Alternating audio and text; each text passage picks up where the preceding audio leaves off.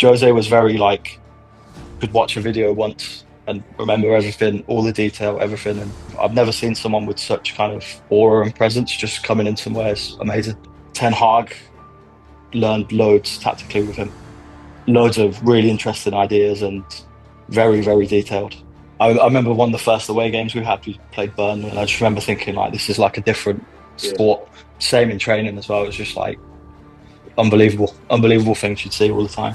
The message isn't getting communicated properly, and that was kind of a real big challenge. That was the biggest challenge, I would say, to be honest. I think you definitely feel it. It definitely does weigh on you, certainly when things aren't going well. For an analyst, like seeing the plan come into fruition and being so successful, I think that's like everything really. I think if you can get that in any game is excellent, but doing it in the FA Cup final and having the result that we had at the end, and it was incredible. Like fireworks, flares, everything, chanting, so passionate. The noise aspect of it is ridiculous. Like, you've never heard anything like it. Hello and welcome back to the podcast, and today's guest is Tom Green. So Tom is a very experienced analyst that has worked at the highest level of the game. So Tom spent 7 years at Manchester United, and during that time he worked alongside Jose Mourinho, Michael Carrick, Ralf Rangnick, Erik ten Hag, and of course Ruben Amorin. So lots and lots of top coaches and top players, but it was one of those coaches, Ole Gunnar Solskjær, that he rejoined up with for his latest role in Turkey at Besiktas.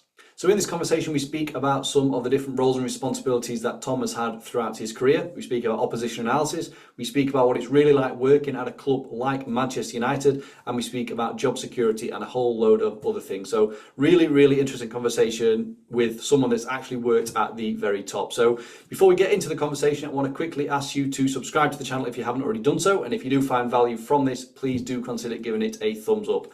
Also, the video is sponsored by Imply Online, which is a cloud-based video analysis software. So if you're into that sort of thing, there'll be more about those guys later.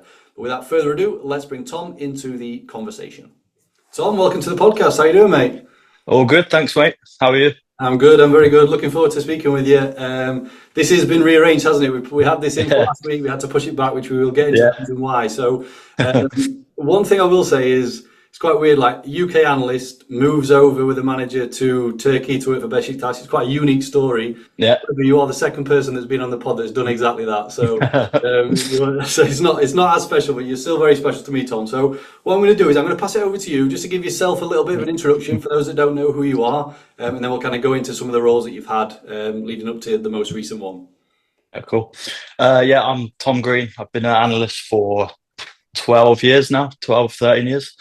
Most recently been working at Besiktas, as you say, went over with Ole Gunnar Solskjær, kind of head analyst over there.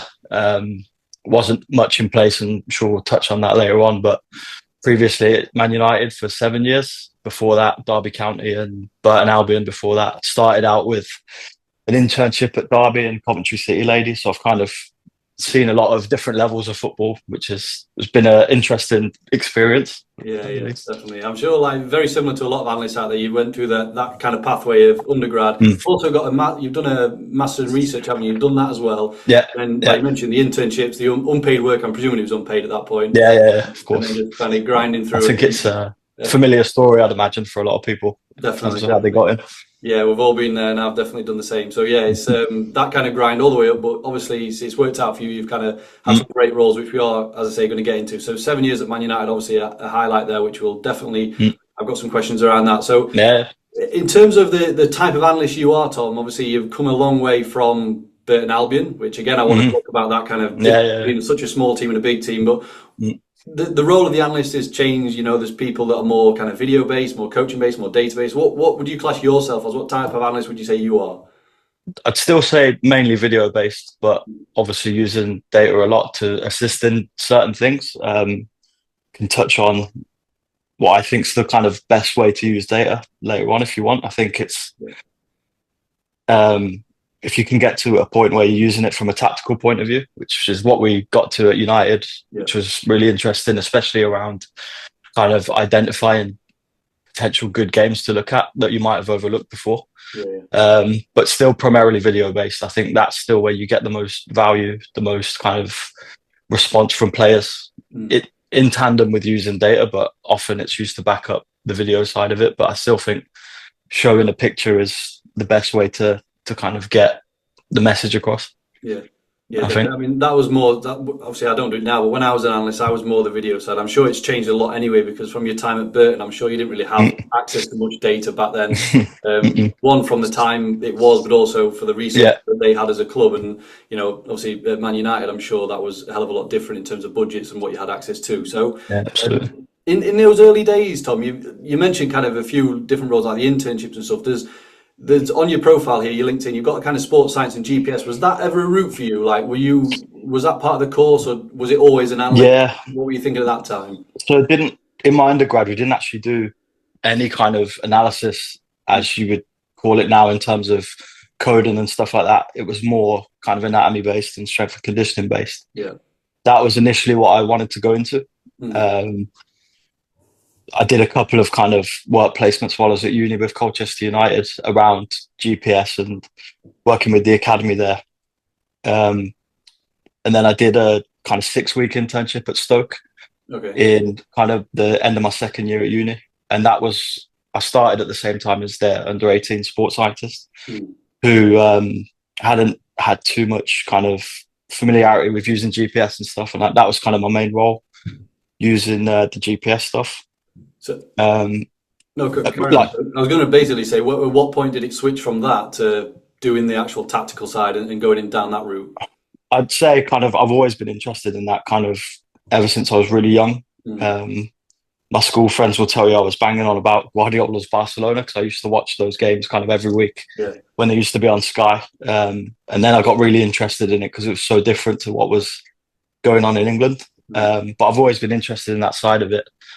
I think after I'd finished uni, I did a Prozone course up in Liverpool. I did that as well. I did that. At Liverpool as well. We might have been at the same time. That's random. John Moore's, wasn't it? Yeah.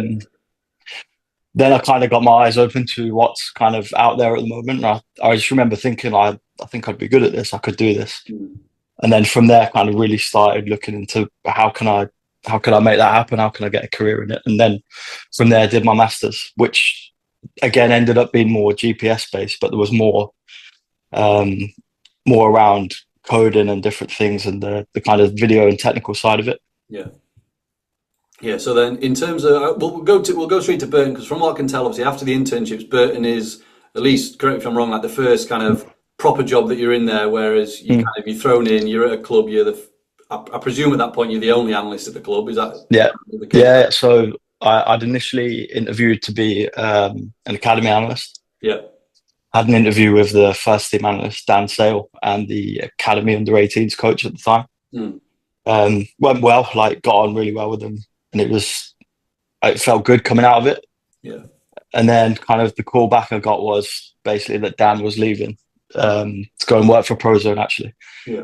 Would you be interested in taking the first team role? Which was kind of, considering I hadn't had loads of experience in the technical side of it, it was, I don't know, I wasn't sure if I definitely didn't have the experience for it, but kind of I had about a week and a bit with Dan showing me through it all. Yeah. Picked it up from there, kind of learned on the job, really literally in that sense. Yeah. Who was the first team manager at that time, Tom? Gary Rowett, who I ended up working with again at Derby. I thought, yeah.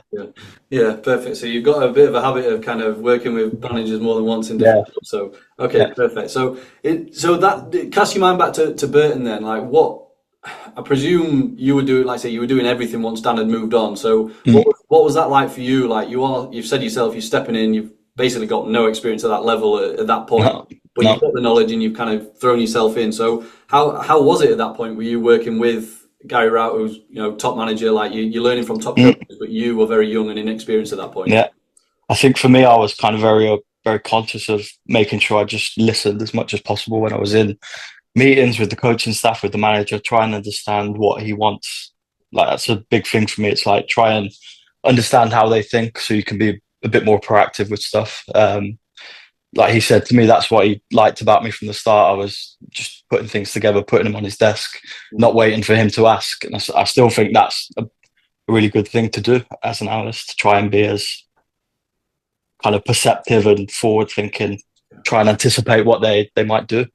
That was a big thing for me kind of starting out. And then aside from that kind of learning more about the technical side of the job. Yeah. But yeah, just trying to build relationships as quickly as I could. Because again, I hadn't been in, like I played semi-pro and all that kind of stuff. You've been in dressing rooms, you know how it is. But being at a professional level was, you know, I had to learn quite quickly how things worked. Yeah. But I still look back on that time as kind of my most enjoyable time in a way. Because it was me, one sports scientist, one physio. Yeah. And like everyone kind of did everything. And it was really good grounding, definitely. Yeah. Yeah, because normally when you get your first kind of role in analysis, I know you've had that kind of transition period with Dan, you mentioned before he left, like a week or whatever, like a crash course. Yeah. Normally in your first role, you are under someone's wing for a bit longer than that. You learn it from them, but you've kind of had to obviously do it yourself almost. So were you one to kind of, you mentioned being proactive, like you've learned what it was like with Dan, but then he's obviously moved on. Did you then want to put your own stamp on it, or were you kind of, you know, getting that with Gary and the other coaches, like in terms of you putting your own onus on them? Yeah. So I kind of wanted to know what was gone before.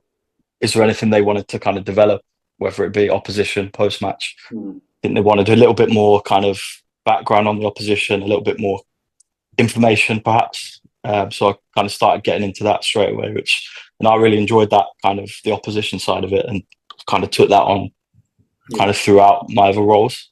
But yeah, I'd say it was kind of more around the opposition stuff. Yeah. And developing that side of it.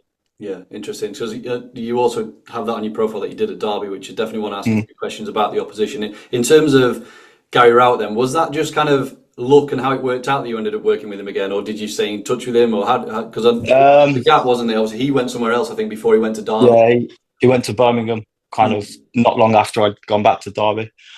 Did pretty well at Birmingham. And then he ended up just coming to Derby. I'd stayed in touch a little bit, but by that point he brought an analyst with him as well at that point with Joe Carnell that he'd worked with at Birmingham. It was really, really good. Yeah. But it was just kind of by chance really. But it was kind of he brought the old coaching staff that he had at Burton into Derby, which was quite a nice little re-meet up sort of thing, you know. So that was good. Yeah, nice. So then Derby from the outside is known as, you know, it's a good analysis department. You mentioned Joe there, obviously he's had a big part to play in that. Yeah. I think they've probably produced quite a lot of analysts that have gone on to, you know, at the highest level. So it is kind of a good department. Did you know that going in at that point, like that it was a bit of I don't want to disrespect Burton, but it's a step up. It's of course, it's a top department. Even so, what were they? Championship, I presume. Yeah, championship. Yeah. So when I'd done my internship, that was with the first team. So that was working with Owen Bradford, that's at Brighton now, and Paul Winstanley, who's obviously sporting director at Chelsea. So kind of they were really good people to work with and learn from at that point during the internship. And kind of conversation was that with the new EPPP rules and needing more staff, that there was going to be a role at the end of it with the 18s, but it didn't work out. Yeah. And then we played Derby in a pre-season friendly with Burton, and Owen kind of asked me at that point, would I be interested in coming? That was after just one season at Burton to go and work with the 21s. So I ended up going back there initially under the 21s, but they had some good people there still. John Harrower, he was there, learned a lot from him. Yeah. Steve McLaren was the manager. And then after that, moved into the first team, which was an interesting experience. We had a lot of managers in a really short space of time. But you're right. There's been a lot of good people kind of leave and go on to different things. I was talking about it the other day. You've got Tom at Crystal Palace. Steve Doyle works for Huddle. Sam works for Tottenham. Yeah. Ben is working over in France with Liam Senior. So it was a good breeding ground for everyone. And it definitely developed when Paul Clement came in. Yeah. Yeah. He brought in an analyst. She was kind of a real expert in video production and graphics from Real Madrid. Yeah. We brought in Joaquin Gomez, who was like a tactical analyst, who's gone on to be a manager and stuff. And then kind of at that point, that's when I feel like I really leveled up in terms of football knowledge and stuff when Paul Clement came in. Yeah. And that's when I moved up to the first team. Yeah. I had to with you, Joaquin at Brighton. Is it the same one who was at Brighton? Yeah, Joaquin, started at Brighton, Yeah, he was at Brighton when I was there. That's I didn't know you'd work with him. So so at the time, then you moved from first team Burton to 21s. Was that ever because some people might think that's like going from the first team environment, you're going down to a lesser thing. But obviously, it's Derby's Cat 1 Academy, isn't it? I would Yes. It's a top academy. So was that ever in your mind that you're moving away from the first team? But was it always a case of, I'll do this, but I think I can get back, or I want to get back to the first team? Yeah. I kind of always had an eye on getting back to it, but I thought certainly a bigger club, better. I'd say that the level of kind of technical football was much, much higher than in League Two. League Two is like proper football, if you want, a lot of fight, a lot of grit, all about winning. And then I kind of had to flip my perspective a little bit more to being more about development with the younger players, where I'd come from an environment that was all about the next 3 points, the next 3 points. And not to say that we didn't have that, but I had to kind of have, again, a bit more of an eye on the individual development side of it, which, again, I hadn't done loads of that, but that was a good learning experience also. But I'd say that some of the young players that you got to see, we were in the top division, played against like Arsenal, Newcastle, teams like that. But some of the best kind of young players in the country was also a really interesting experience. And then seeing those players go into the first team was also a really rewarding one. Okay, so I hope you're enjoying the video so far, but I have a really quick interruption for anybody with an interest in video analysis. So if that's you, please do click the link down below the video for In Play Online. So just to give a quick overview, because I think it'll be relevant to a lot of people that are watching this particular video. So In Play Online is a cloud-based video analysis software. So it allows you to tag your videos, and when you've done your tagging, that includes adding labels, adding comments, adding notes and voice notes even, and you can even illustrate and draw over your clip. So if you are an aspiring analyst looking for your job and you want to create a portfolio of work, if you're a scout looking to make your kind of reports a little bit better and more animated, if you're a coach looking to get into analysis a little bit more, then this tool will be great for you, because it starts at just £15 a month. So once you've done your analysis, you can add all the clips to different playlists, which can be downloaded and exported offline. You can put them into presentations and also share them to different people within your team. So it comes with a whole bunch of other features, but I'll let you click the link down below if you are interested. As I say, packages start at just £15 a month, so it's a very affordable solution if you are looking for something to help with your video analysis. So that's it for the interruption. Let's get back to the video. Yeah. Definitely. So you did, according to your profile, you did a year or so with the 21s, and then you were up to the first team, and then you said a lot of that, at least on here as well, is another. Well, you had kind of 2 and a bit years with the first team, but a lot of that was position analysis. So I'm wondering if we can dive into that, Tom. So we've spoke about that on this channel before, so it's good to kind of speak to people that have actually done it at the highest level in terms of, watching the next opponent, preparing for certain games. So I wondered if you could talk us through kind of a scenario. Like, let's say you're the opposition analyst for a team and you're playing, I'm going to go with Sunderland because that's my team. You're playing Sunderland next. What's your kind of thought process? What do you like to do? You mentioned a bit at the start, kind of integrating data where you can with the video. Like, what's your kind of whole process and thought process on that if you are playing Sunderland next? So again, it would kind of depend where we were in the season. We actually played Sunderland first game of the season with Derby, so that's a different thing when it's a pre-season preparation. It's much more difficult to figure out the subs and all that. It takes a little bit more time. Usually start off kind of profiling the last 10 or so lineups, get a feel for the squad, get a feel for what the subs are. Do they change shape much in a game? Do they change against certain different shapes? If they're playing a back five, do they play a back five? That kind of thing. Kind of start off looking at that. Then I'd kind of try and find the games where they played against a team that's similar to us. We play a 4-3-3, try and find a team that's applicable to that. Kind of at Burton, we started doing it just kind of the last few games or whatever. But when you kind of doing it more specifically, try and find pictures that are going to be applicable to how you want to do it or how you play. Then kind of going through the games, watching them, breaking it down into kind of how I see the game, how we saw the game at the time. First, second, third phase. First phase being kind of build up with the keeper, second phase progression, third phase around the box. Then transitions, and then defensively the same, kind of go through all my games with that in mind. And then build kind of an organizer or a composer if you use angles. Kind of collate it all into one, cut it down. What are the themes? Then kind of have a little bit of a bigger overview for the coaching staff. And kind of where I've worked most recently with Besiktas and United, we used to do like a coaches staff meeting where I deliver it, go through everything, any questions, and then from there kind of pick out what we wanted to show for the team.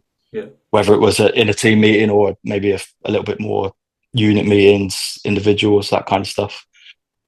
But in terms of data as well, it kind of depends what your resources are. Perhaps you want to see, I don't know, who crosses the most, where the most of the crosses come from, who creates the most chances, that kind of stuff. Just as a little bit of a buffer for yourself where you're like, this is the play you need to stop around the final third or whatever.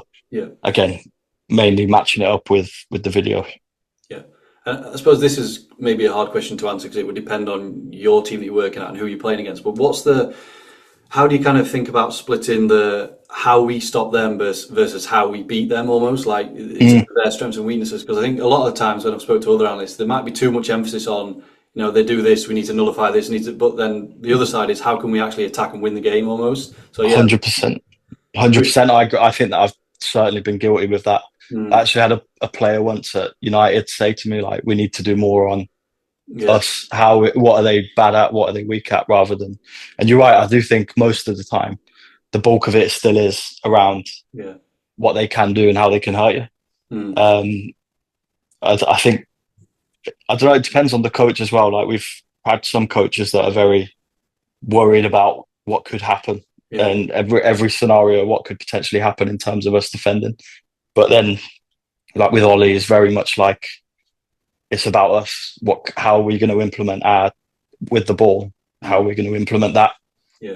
And I think having that in mind going into it and not talking so much all the time about what they can do, the different variations, things that might have happened once or twice. I think that's another big thing. It's, if you've seen it a couple of times, do you really need to mention it? Is that a pattern? Probably not.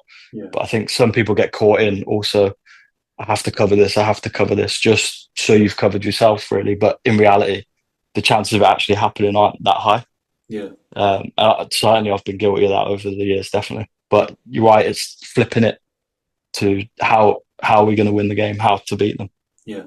Because you also mentioned that it's important to look at the games that are more suited to you, so if they play a similar way to you. But also there's other ways you could look at that, because, like, let's say you're looking at Sunderland whenever they play against a 4-3-3, so you kind of, and I know teams don't typically change the way they play as much now, but, like, for example, if you see Sunderland play against a different formation, you'd notice some very big weaknesses, then you could then think, well, actually, we don't want to play that way against them because we know they're weak in this way. So, yeah, I suppose it's like being open-minded to checking as much as, it's hard because you've only got so much time as an analyst, but you kind of look at all different kind of options and things that have happened in the past. But that's where I think if you can get to like a tactical measurement. So if, for example, if say you break the game down in first, second, third phase, whatever, I want to try and find a game where, say you're playing City, for example. They're obviously very good at progressing the ball up the pitch. First phase, not a lot of teams press them anymore. Yeah, maybe a bit more now, but beforehand. So it's like, can you find a game where they hadn't progressed, and having data to measure that? Yeah, because then you can kind of look at a game you might not have thought about what happened in that game. Why did that happen? Yeah, that's certainly where I see like the future of data going in terms of aiding, certainly like discovery of different things. We actually did that in the FA Cup final, and I'll touch on that later on. Yeah, I think that's where it can really help kind of out with all the kind of base level data of shots, crosses, all that kind of stuff. It's getting a little bit more granular and detailed with how it can influence the games that you look at. Yeah, definitely. So then you mentioned the coaches meeting. So say you've gone away, you've done some work, you've prepped it, and then you're going to sit down with the coaches, see if they've got any questions, any input. Like, what's the delivery to the players? Would that be something that you would do, or would the head coach still do that? And again, that would maybe differ between them. But what have you done in the past, Tom? Would you deliver that, or would it be the coaches? No, I never really done much delivery in terms of meetings. It was more kind of little bits of information. Yeah. Sending clips on WhatsApp, having conversations that way, maybe little bits in the dressing room. If you have that kind of buy-in from the manager, if you have that trust, can you just put a player in the dressing room, just say, I don't know, this is the fullback, just a little bit of extra bits before the game. In terms of delivery of meetings, no, that's kind of always been left to the manager or assistant manager, who, depending on who who it was. 'Cause you have some managers that like to take all the meetings, but a lot like to try and delegate that to the assistant coaches a little bit more. Had kind of mixed experience with both. Yeah. So because I remember when I was at Brighton, again going back a long time, but a lot of the half the season I was there, I did opposition analysis, and so you've got obviously like the team stuff, how the team's set up as a whole, but then also you've got that kind of delivering the information to the players, like on a one-to-one. So like your fullback, you might pull them aside and give them information for what their wingers' tendencies are to so they know what they're expecting. I suppose it's probably different now, especially in the top leagues, because the players all know each other. They kind of, the players once everyone knows the Premier League players. But in terms of that extra level of detail, when you've got you might be delivering a presentation, but then you can still pull them individually and say, this is a bit more relevant to you. So so that's quite interesting. So I want to ask you then. Obviously, we spoke about Derby there, but joining Man United. So how did that come about, Tom? Was it just a standard? You seen a job, you applied for it, or was it someone approach you? Like curious to go for that whole kind of process of actually getting a job at United. I didn't. Well, I'd applied for something kind of years previously, but no, I just got a call one day from Paul Brand, and he just asked me if they were looking for someone would have been interested in kind of applying, coming for an interview. Which kind of really came out of the blue, to be honest. I was a little bit not surprised, but it was, you don't every day get a call from someone at Man United asking if you want to interview. So of course I took that chance. Had a good conversation with him on the phone. Must have been on the phone for like 40 odd minutes. Kind of realised we had a lot of the same ideas. I would say done a lot of similar things. There'd been a little bit of a crossover with Jose and Paul Clement in how they've done stuff at Real Madrid in terms of how they did the graphics and stuff, and we got into that. Then went for the interview, which was a good experience, quite a challenging one. But from that, managed to be successful in that, and obviously I think when you get the chance to join a club like that, you have to take it, of course. Definitely. So did you not know Paul at the time when he called you? He was just, or you're probably aware of him, but did you know him as a friend or anything like that? No, not really, nothing.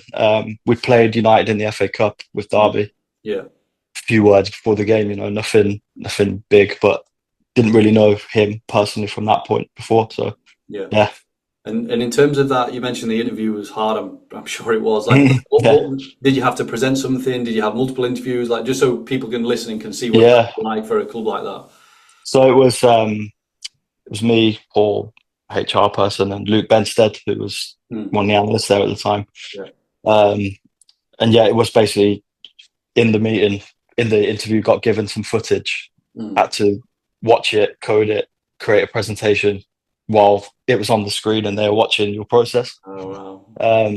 So a little bit daunting in that sense, but I think that's where you kind of, if you have your own kind of robust processes of how you do things, you just kind of fall back onto that.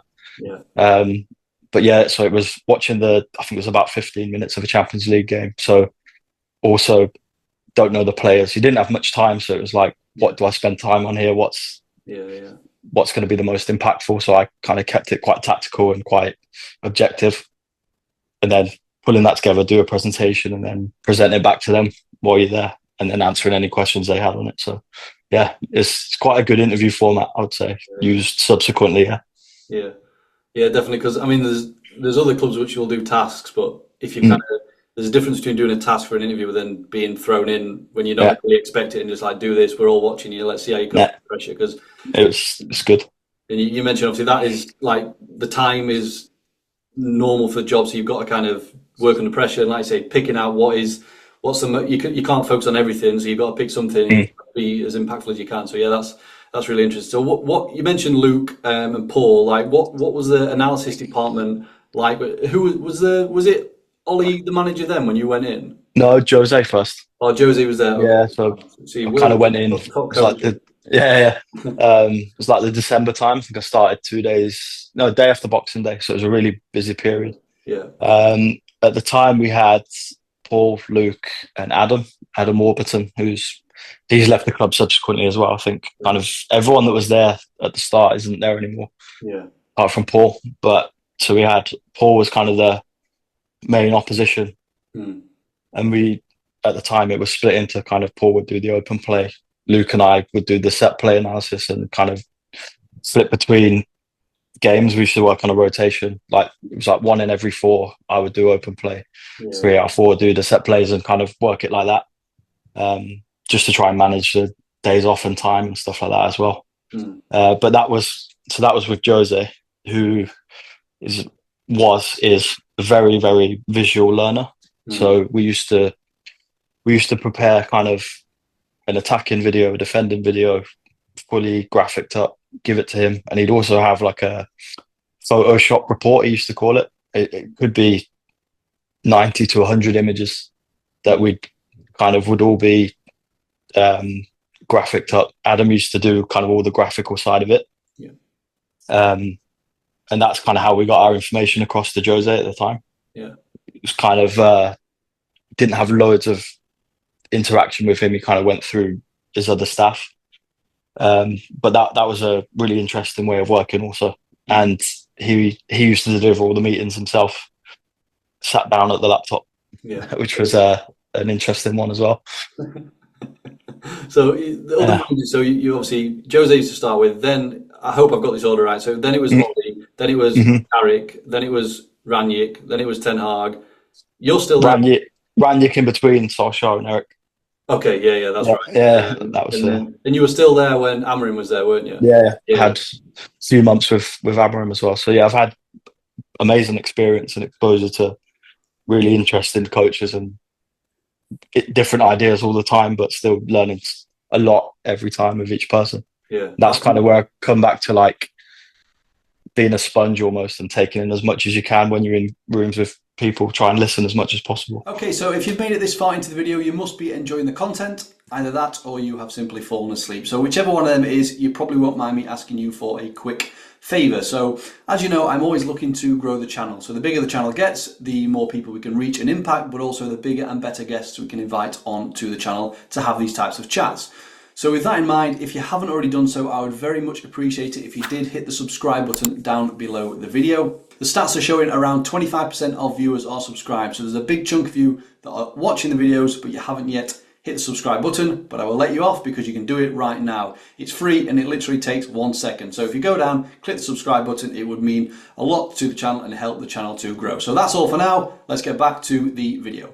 Definitely. And I'm not going to ask you who's your favourite boss out of all them. I wanted to ask you, like, what's maybe some things that you've picked from, because they're all different personalities and obviously all coaches, but like maybe something you can share in terms of maybe something surprised you about someone, or just something that you took from one or a number of those coaches, if you can, Tom. Yeah, I think Jose was very, like, could watch a video once and remember everything, all the detail, everything, and he'd walk into the room. I've never seen someone with such kind of aura and presence just coming in somewhere. It's amazing.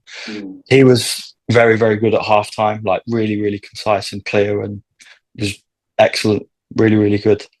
Ole was really good in terms of, I don't know, the man management side of stuff and the feel and the positivity, and working in tandem with the coaches, Kieran McKenna, Michael Carrick, kind of delegating and splitting the roles and getting everyone kind of buying in and having their own freedom to do different things.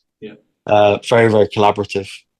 Ten Hag, learned loads tactically with him. Loads of really interesting ideas and very, very detailed. Sometimes kind of lost the softer side with him. He was very, very like football all the time, but that's kind of where I was doing the bulk of the opposition at United with him. So I kind of had a lot of kind of face-to-face time with him and learned loads from him. And then Amorim obviously was very different again. Very clear system, very clear style. No, that's interesting. So then, in terms of, because obviously the top managers, which you mentioned, but then top players, like you're going from, you've gone from Burton to Derby, and then I know you will say it's just, you know, you're just doing your job, you're an analyst, you should get used to it, but it still must have had an effect on you walking into a changing room, because like Cristiano Ronaldo, like these top players that you probably looked up to. So did you have any kind of, and this goes for the coaches as well, did you have any sort of imposter syndrome, or like, am I right, Beanie? Like these are world Yeah, class operators. So what were you thinking at that yeah, point? 100% had that when I went to United. Um, I remember one of the first away games we had. We played Burnley, and I just remember thinking like, this is like a different Yeah, sport. Some of the stuff they were doing. yeah, Same in training as well. It was just like unbelievable things you'd see all the time. mm, Certainly with Jose, like massive imposter syndrome. But we actually played Derby in the FA Cup mm, a couple of weeks into me being there. yeah, So obviously I'd just come from there and I had a big knowledge yeah, on Derby, of course.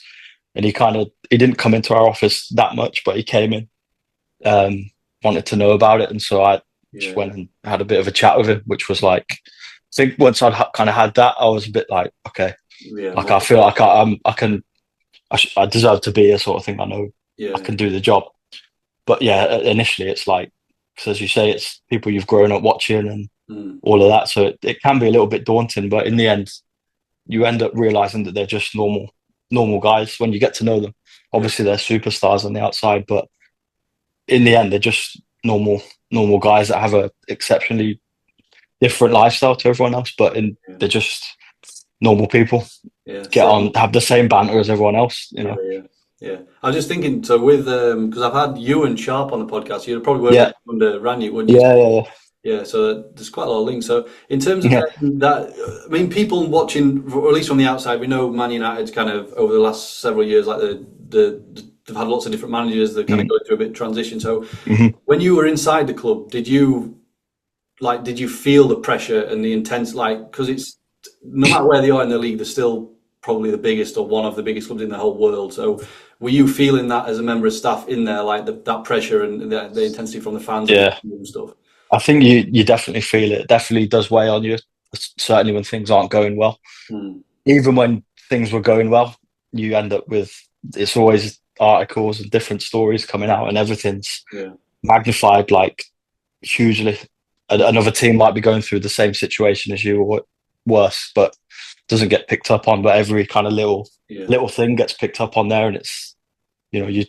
The best thing is not to try and pay attention to the media as much as you can, although it's difficult. mm, But you certainly feel that. I think it's like it's relentless, the media coverage of it, and you yeah, sometimes think, why is it being covered like this? Very rarely just allowed to get on and stay in the shadows. Almost, there's always a story that a story will come out you've never heard of, whether it's true or not. But there's always something. But I think just early on, being aware that that's just how it is. They had such success over the years. Everyone wants to kind of see the downfall. Almost, I think, is a part of it. But yeah, it certainly does weigh on you if you let it. yeah. Growing up, who did you support, Tom? Who you mentioned from Birmingham or West Brom. West I Brom? was uh, I was the only West Brom fan in a school of Villa fans, so I didn't have a great kind of school upbringing from a football side. But Yeah, as soon as I went to uni, that was the first time West Brom had beat them in my lifetime, and I didn't get to enjoy it because I wasn't there. yeah, But no, we had a season ticket for 10 years. Still try and go at least once a year with my dad. yeah, yeah. So Nice. hopefully be able to do that again soon. Yeah, yeah, definitely. So, in terms of you mentioned some of the role, like the things you were doing at Man U, like the opposition stuff with Ten Hag, and what can you talk us through a little bit around matches? Like, were you on the benches at match days, or were you in the gan? Like, where were you? No, Change so, over. up at the analyst position. So in the Premier League, there's a specific analyst position for Yeah, each club. It's really well set up, really good. Feeds come in there, feeds in the dressing room. Um, so it's mainly kind of based there. But under Ten Hag, I ended up staying in the dressing room a bit more and getting the feed from in there. yeah, My main role was the next opponent. So often, kind of our match day was like we had our post-match analyst that would take care of everything with that. So I was kind of working on the next one whilst having the feed in the dressing room. yeah, Anything urgent, obviously, when they came down for half time, if there was anything in that in between period. But my kind of main bulk of it was the next opponent. That was my main focus, really. It's kind of my role on a match day in that period wasn't that big, really. To be honest, it was yeah, when the team sheet came in, any changes, what could they potentially be doing? Watching the warm up was always interesting because a lot of teams often would give stuff away. mm, Um, that was kind of my main role on a match day then. 'Cause, as I say, Ten Hag had brought in his own guy, and we had our own post-match analyst as well that was really heavily involved with him. And then kind of before that, just coding the main events really. When we'd done with Ole, it was kind of basically who had ever done the open play work and picking out things for half time and stuff like that. Although, again, I've had different experiences with coaches with halftime stuff. Some like it, some don't like it. They just want to get their own messages across. So it was being flexible to how that worked really. Yeah. So I want to now move to the move to Besiktas in terms of with Ole. So Ole got sacked from Man United, and you've stayed there obviously with the other managers. Were you keeping in touch at that point? Like, did Ole just not? He didn't have a role after that, did he? Before? No. He took some time out. He was actually coaching his kids teams in Kristiansand back in Norway, so he was kind of got back to coaching like the younger ones, just enjoying it for that. I think everyone at United would say he was like really, really exceptional person. Everyone got on with him really well. It's like a friend, really. It's obviously his home. Stayed in touch a little bit, not hugely, to be honest. And then it was one day, I think we were playing Southampton at home, United. I got a call from him randomly. So it's strange that I was actually at Old Trafford when he called me. And basically just spoke through the opportunity, really. Which, I don't know, I think not that I'd kind of stagnated at all at United, but I'd kind of been doing the same thing for a while. Perhaps thinking about a new challenge, didn't know what at the time, no idea. Always wanted to work abroad. And it kind of just came at a good time.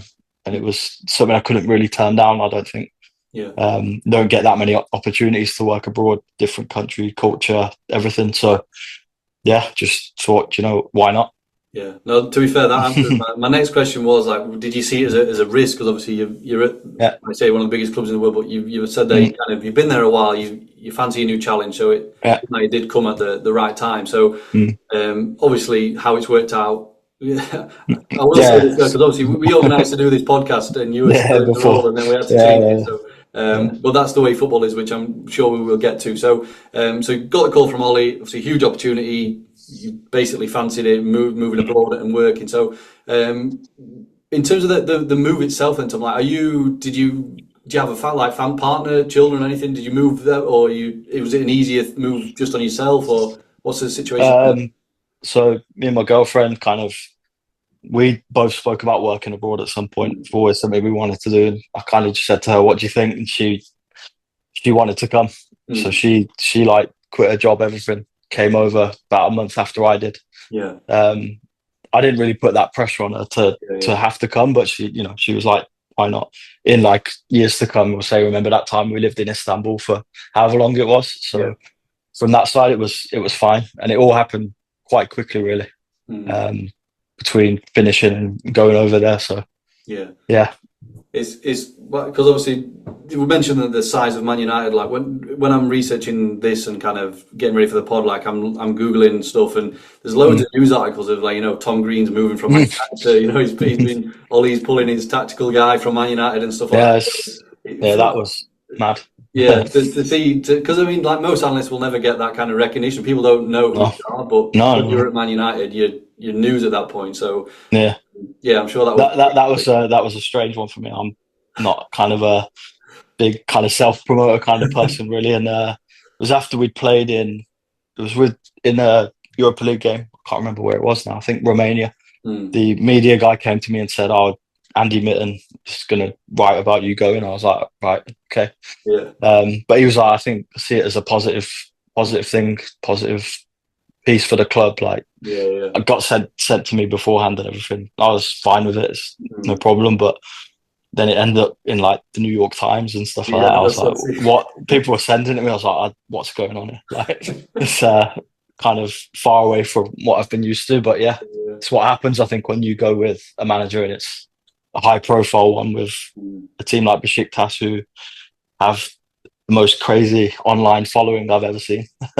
Yeah, Yeah. yeah, yeah, definitely. And I will get to the following because I've got that noted down Mm. after that as well. So, in terms of the like, I'm presuming you didn't know much about the Turkish league going in. You're engrossed in the Premier League, so like learning a new team, a league, a Mm. style, players. So, what was that like? Because I'm presuming you're thrown right in as fixtures right Yeah. away. So, Um, we'd fortunately we actually played Fenerbahce that the season beforehand yeah, away, which is strange because it was like around the area I ended up living. yeah, She'd never have thought at the time when we were there, but we played Fenerbahce and Galatasaray and Besiktas mm, while I was at United, so you got a little bit of exposure to yeah, the league and the football. And when you were watching kind of the league games, you just remember thinking how chaotic it was, like 100 miles an hour, like ball not in play very much, a lot of referee controversy, benches getting up. yeah, You always thought like it just seems chaos really. But yeah, you're right. I didn't know much about the team. That was quite. I had to learn quickly about who the players were, who'd been in the team, who'd done well last year. But then you find that there's such huge turnovers in the squads in Turkey. It's unbelievable. yeah, So then you're like, right, well, they're not there anymore. They're not there anymore. And again, same with the opposition. It's like a lot of change in the teams week by week. yeah, But again, that was just kind of I just had to spend time when like after work or whatever, going through the squads, going through the teams, mm, trying to upskill myself with that as soon as I could. Really, yeah. And what were you going into in terms of an analysis department there, Tom? Were the other existing ones there already, or how did that look? there was just one. So yeah, just one that hadn't had loads of exposure to first team football. I think he'd started the year before. Yeah, Didn't speak any English. that's what So I was going to ask. there's the next challenge was like, Yeah, how am I gonna get across what I want? How we kind of break the game down, all of that. So mm, I'd still say that was the biggest challenge. yeah, He tried to start learning English, and he certainly improved way better than my Turkish. yeah, I did try, but it's such a difficult language to learn. But having to go through translators a lot, yeah, and then it's like everything takes twice as long. yeah, yeah, Comes with frustration, and the message isn't getting communicated properly, and that was kind of a real big challenge. That was the biggest challenge, I would say, to be honest. yeah, Dealing with the language, definitely. yeah. Did you have like have lessons to try and learn Turkish, or was it just on apps and stuff like that? Little bit, but mainly on apps. Really, kind Yeah, of ended up just enough to get by. Really, yeah, um, but a lot of the squad spoke English as well. So it was mainly the Turkish staff that are there have been there a long time, and there's two or three that speak English, and mm, then two translators. So yeah, they kind of had their work cut out a lot because you've got like Spanish, English, French, different languages that they've got to keep translating.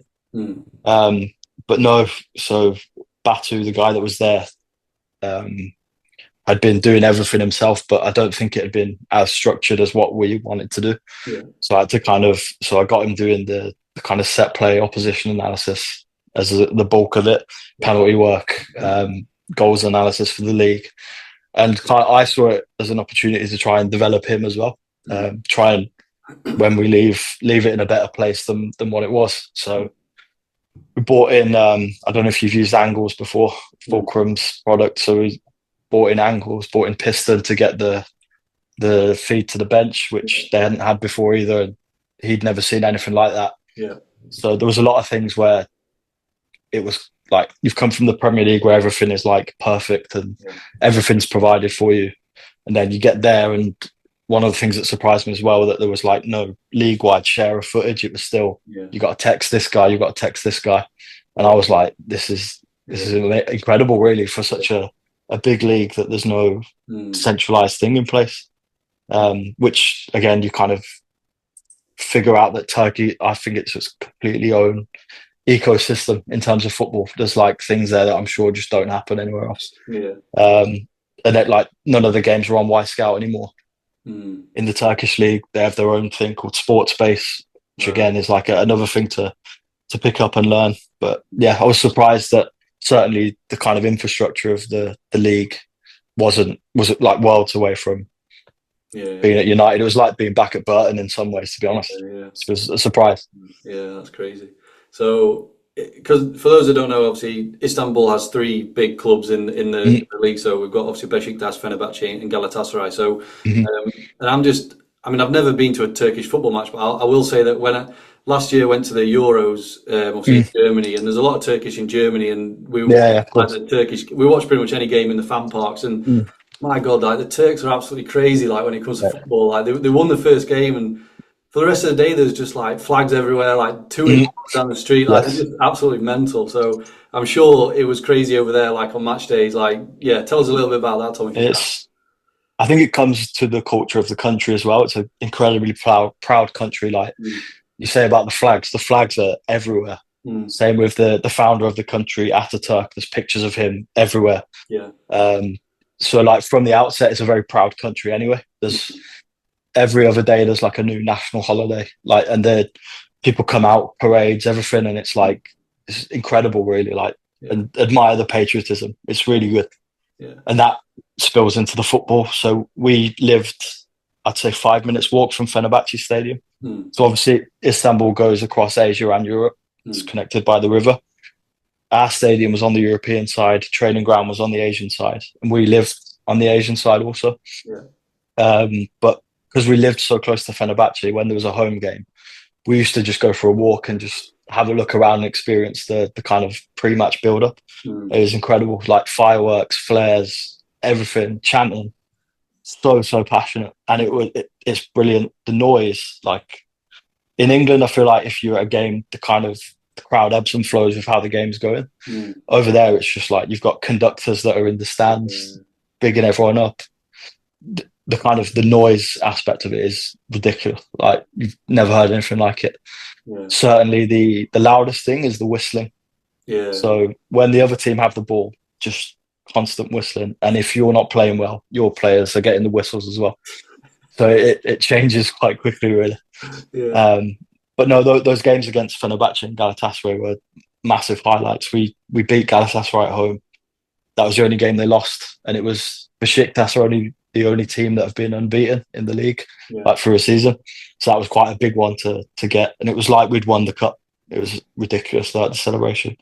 And then Fenerbahce away, we won that 1-0 as well, which was also a really interesting experience. We got clapped off by the Fenerbahce fans. It was like wow. really interesting. But no, the culture's completely different. Yeah. It was Completely like different. what about kind of arriving on the like away game, Mm. getting off the bus, is that pretty intense, like when you're going into, say, you're playing Fenerbahce away. I know it's not far Yeah, to go, but like getting off the no, bus. but it was that was like hostile. I would say definitely get those games. Some of the other games, a lot of the stadiums over there are excellent, like huge, really well built and everything, but not huge fan bases. I would say in a lot of them, though the fans that are there are very passionate, Hmm. but they were very hospitable. First away game was in a place called Sivas, Hmm. and it's the only place in the world that breeds this dog that kills wolves. Weird. And they gave Ollie a puppy as a Yeah. gift when he Yeah. got there, and it was like, what are we going to do with this? We've got to fly back, sort of thing. But like every time you arrived in a new city, people would be there with flowers at the airport, and Yeah. like very respectful people, Hmm. although very passionate when it comes to the game. Yeah. Yeah. Interesting. So, Mm. so we'll go for like a home game at Besiktas. So can you kind of just let us into maybe your match day routine, like what time you arrive in, like Mm. how's it look like presentation wise, is dealing with the players and coaches and stuff. So at the training ground, all the players have got bedrooms there, Oh, okay. and with staff as well. So you've got kind of your own space to go and chill out. So we used to get there quite early in the day. Again, I was saying to you before, the weather's so hot at the moment. A lot of the games are at 9:30 at night. So it was how to manage that without it becoming a really long day. Hmm. Might come in at about players report, maybe 12:30, something like that, Yeah. being a little bit before. We used to do kind of a set play meeting in the morning, and then meeting with Ollie, kind of the last details, tactical stuff before we go. But they'd kind of come in, have that set play meeting, have food, do a bit of pre-activation. Then everyone would kind of go to those rooms, sleep, chill out. I'd be kind of going through the next opponent, making sure the meeting was ready for later on. Do that meeting, and then we'd go over with a very heavy police escort. The traffic over there is ridiculous, and you needed a real heavy police escort to be able to get to the game. So getting to the game, obviously waiting for the team to come in. I'd shown Batu how to set up Piston and getting the feed on the bench so I could focus on team sheet coming in and all of that. Once that was in, we'd put it up on the screen, kind of have a last little brief explanation. Are there any changes? Is there anything we weren't expecting? If it could be one or two shapes, then mention that. Watch the warm-up, always do that. Sometimes teams can kind of chuck one in, a little bit of a red herring. I've had that before, but oftentimes you can kind of get confirmation on what you thought might be the case. And then kind of during the game, I'd be coding everything, getting the feed in angles, coding everything, picking stuff for half-time. And then half-time again being one where it was, if it was really applicable and obvious, getting that on the screen. Always show the coaches, first of all. They'd always ask, what are you seeing? I'd ask them, what are you seeing? Kind of, we'd have the communication as well, of course, but just a little 2-minute buffer period. Is there anything we want to show? Is there a real issue? Yeah. And that was kind of really specific on how the game was. It wasn't like every time we do this, every time we do this. It kind of lends itself to how the game's going. I think you have to be really flexible on that, but without taking away from the manager giving his main messages, I think. Yeah. Yeah. I don't know, I was just going to say, I'm presuming like language-wise, was everything done in English then? Like meetings and stuff like that? Yeah, so that was an interesting one. The meeting would be in English, but then you'd have a translator translating it for the Turkish players. Yeah. We had, when we got there last year, there was a Turkish coach taking our defending set plays. So it then had to be translated from Turkish into English. Issue you have with that is making sure, so like if Ollie's or Erling, the assistant manager's talking, wait for them to finish before the translator starts to talk, because otherwise it crosses over and it's really difficult to concentrate. And that was again something I'd never experienced before, and another challenge for the coaches, I think, trying to get that rapport with the translator. And then the translator would be on the bench also, so if Ollie needed to communicate with a Turkish player, often the translator's the one that's calling them over and giving the message. So you have to trust them quite heavily, because you have to make sure that the message is getting across as you want it. Well, so would that translator also be a coach as well, like in terms, because there's translating, but then there's football language, isn't there? Like that must be difficult.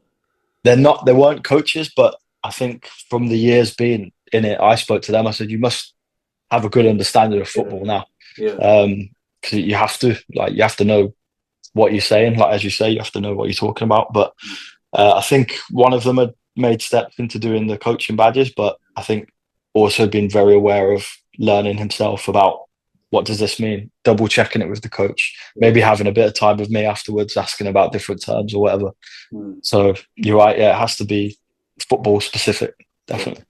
Yeah, definitely. So role at Besiktas obviously ended sooner than you would have liked. So that kind of leads me on to a question I wanted to ask you around, Tom, in terms of like job security as an analyst. Now, it's different at every club, and it's different whether you've gone into a club with a manager like you did with Ollie, or if you've already been there. But there are times when, managers lose their jobs, and if you've got in with a manager, the chances are. So what was your thought process? What were you thinking at that time? Because obviously it's ended quite short, and sure, obviously it's not what anyone wanted, but it's like, we've just kind of moved over like this, and then you're like, you lose your job like just because the results anyway. So, yeah, of course, yeah, it's a tough thing to be, but I think people from other industries might not, like it's not a normal thing to them. But no, of course not. It's definitely not. You've lost your job already, so like, what's your thought process on that? I think you're right. Like Man United was very secure. The changing of managers we were always kind of stayed robust to that, and no one lost their job as a result of it. We had a really good department there that was very solid and could show immediately to a new manager what the value of us was. I think from speaking to people that have done the same thing in terms of going with the manager, I suppose the security you get is with the if you get sacked, you get the kind of termination payoff, that kind of stuff. I think, yes, definitely it's a risk, but you kind of have that buffer, which you don't, if you lose your job at United or whatever, you don't have that kind of security, I would say.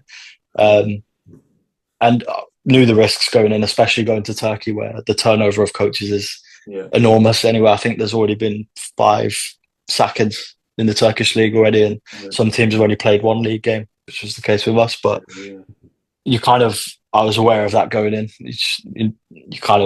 You know what you're getting into, really. But I think having that security on that side of it makes it a little bit more easy to take, I would say, certainly in the short term.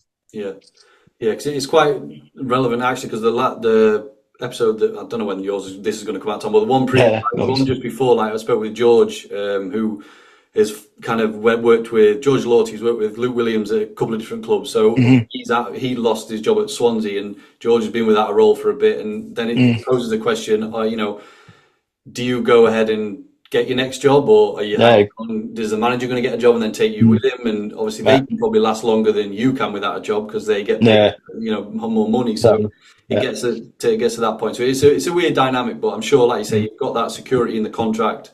You've got that, and then with the resume that you've got, Tom, I'm sure you'll not find appreciate that. Find it too difficult to find the role. Yeah, but it's at the moment it's time I've never had before, so I'm just kind of right now just enjoying kind of being with family, being with friends, So, but yeah, already kind of getting the itch of like, why have I not got a game to prepare for this weekend, sort of thing. So, hopefully it's not too long. Yeah, I was going to say, so it will actually be the first time in like loads of years you actually just you can go and watch West Brom, or literally, like that's it. I'm looking like it's the Manchester derby on Sunday that I might go to, so just as a fan. So quite looking forward to that in a way as well. Nice. So I wanted to ask you, obviously we've spoke about the downside, the sacking, losing the jobs and stuff, but what's some highlights you've had from your career as an analyst then, Tom, in terms of, I think you dropped in the FA Cup final obviously before. Yeah, that was some things that stick out to you that you look back at. Yeah, that certainly the FA Cup final, for a lot of reasons. We'd lost it the year before. My missus actually worked at City when we first met. We've got like these treble winners medals behind us that they all got given. She worked there for a season and a half the year they won the treble. It was unbelievable. But no, we'd lost it the season before and felt like we were close. And then going into it, the build up to it was very full on, but really interesting, really detailed. This is where I was saying to you about using the data to find games where so we were looking at City, like where have they struggled to progress. We found a game that we wouldn't have thought of looking at before, saw what happened there, worked on it really extensively. And the first half especially was like perfect execution of it.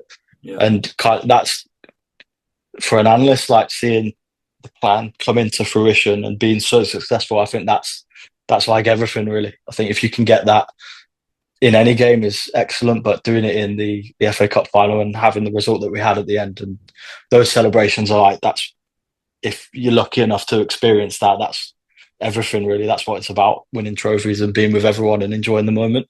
We had a couple of other finals. Europa League final, that was another one that came close with the penalty shootout. That was during COVID, where we lost kind of all our kit staff the night before due to COVID. So we had everyone pitching in.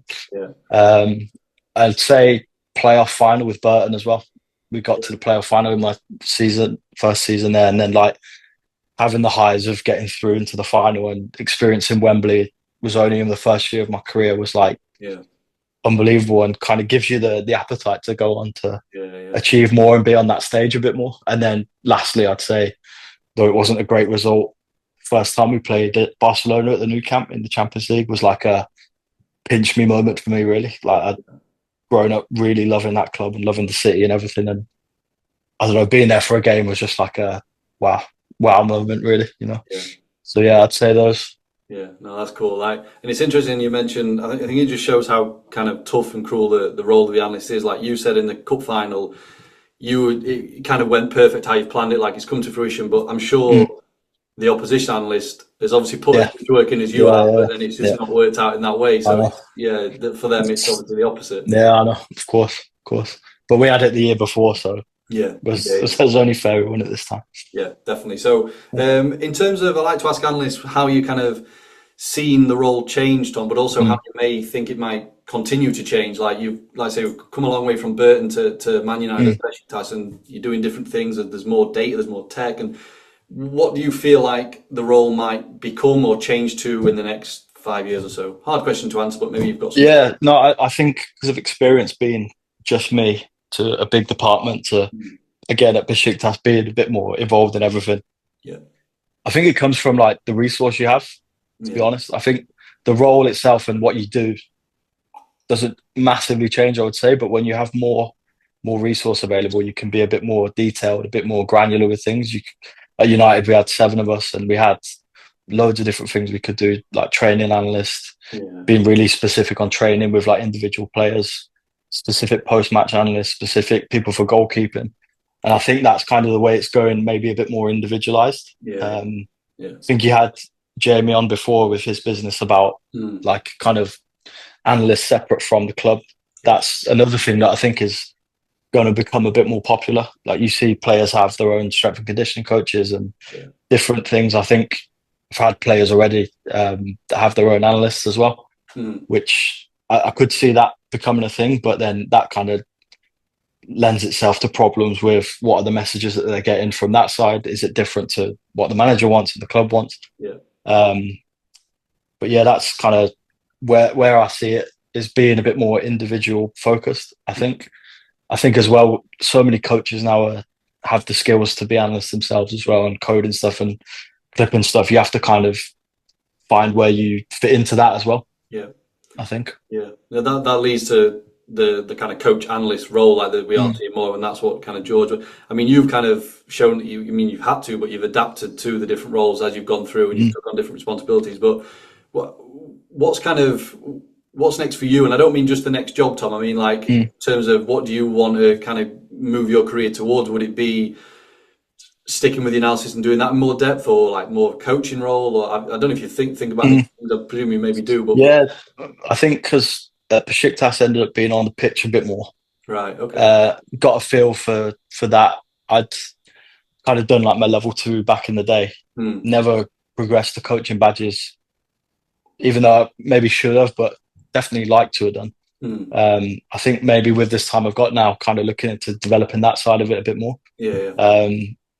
I don't know. I spoke to one of the coaches at Besiktas, and I was like, I've never thought about being on the pitch so much. I've always thought myself be in the background and that kind of stuff, but being on the pitch, and he said to me, like, delivering the messages is the same being on the pitch as in the meeting room. It's just you got to just readjust to the environment a little bit more. And I kind of found that interesting. So I think I want to look into developing the coaching side of it more, getting those qualifications in as well. I think that will be a big help. I think that's one thing I'm going to start looking into in the kind of near future, definitely. I do find that interesting, because that's a kind of question that I get asked a lot, and people mention, like, should analysts have coaching qualification? You mentioned you got your level 2. You played as well, you said, at semi-pro level, but you've also, although you've not got the top coach you've worked with literally the best coaches in the world. Been a sport that you've learned from them, so I'm sure. And obviously they trust you enough to bring you in as their analyst. So that's interesting. So if you can also get them, that's only going to take you to the next level, I'd say, Tom. So in terms of, I'd like to ask kind of for advice for people that are listening, Tom. So maybe someone is maybe still at uni, or they're early in their career, and they see someone like yourself that's worked at the highest level. Can you share any words of wisdom for kind of newer analysts that want to kind of go on and have a career as you have? I think try and get as much experience as you can, as early on as you can, whether it's a local team that you can go and film or whatever, or just kind of be around the training sessions.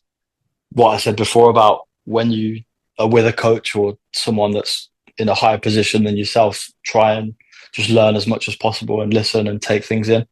I think for like the younger generation now, you have real good opportunity with social media, potentially, in like developing your own, I don't know, if you want to tactically break down a game, put it on Instagram, TikTok or whatever. I actually had a guy on our pre-season camp this year in Austria. He was a autograph hunter / wanted to become an analyst. He was 16, I think he was, and he just came and asked me about this kind of stuff. And I said to him, I think try and get yourself out there a bit. I think you have such opportunity to do that nowadays, like without being overbearing, just try and test the waters, even if it's just you filming yourself talking about something. I think that could be a big kind of winner for people that are younger now. Yeah.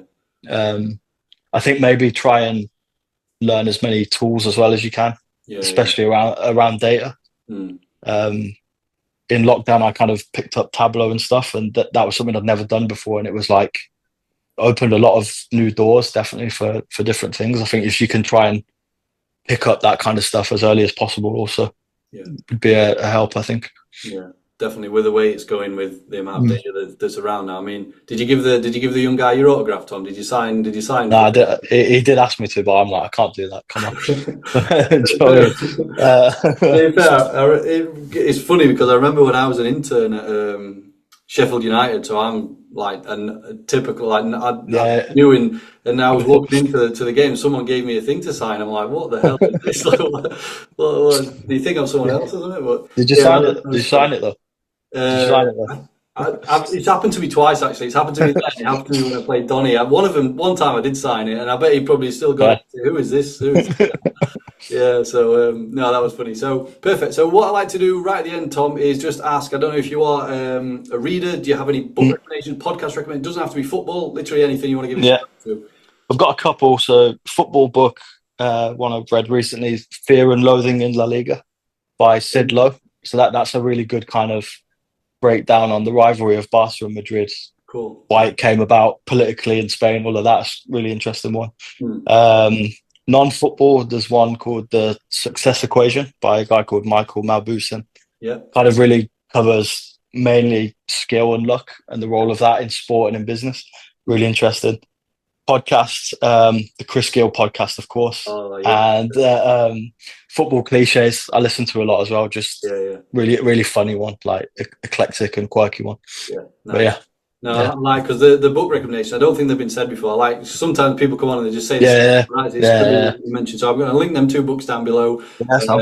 But yeah, that's everything. Just if anyone has any questions, of course. If anyone's got any questions, leave them down below in the comments. But Tom, thanks very much for your time. Really, really appreciate it. No problem. See you in your next club soon. Hopefully, mate. Cheers.